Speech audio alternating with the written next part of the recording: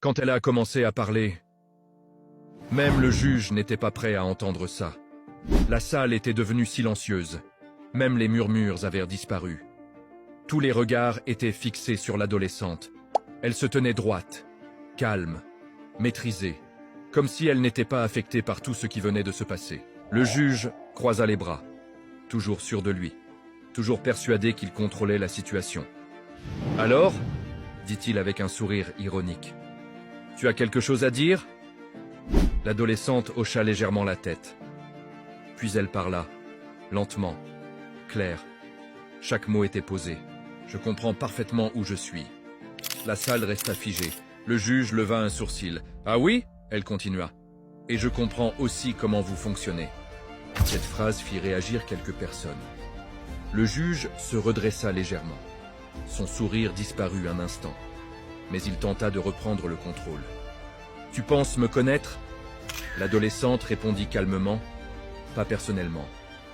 Elle marqua une pause, puis ajouta « Mais j'ai observé. » Cette fois, la tension monta d'un cran. Les gens commencèrent à se regarder, parce que quelque chose n'était plus normal. Ce n'était plus une simple affaire. Ce n'était plus une simple adolescente intimidée. C'était autre chose. Le juge tenta de rire. Mais son rire sonnait différent, moins confiant. Observez quoi exactement? L'adolescente le fixa droit dans les yeux, sans hésitation, sans peur. Votre comportement. Un silence lourd envahit la salle. Personne ne bougeait. Personne ne respirait presque. Le juge resta immobile. Puis il dit d'un ton plus dur. « Fais attention à ce que tu dis. » Mais l'adolescente ne recula pas.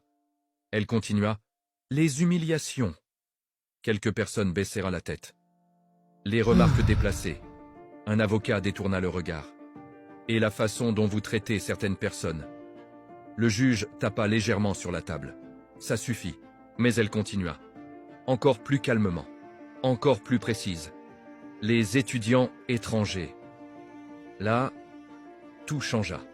La salle comprit. Ce n'était pas une accusation au hasard. C'était ciblé. Le juge resta silencieux.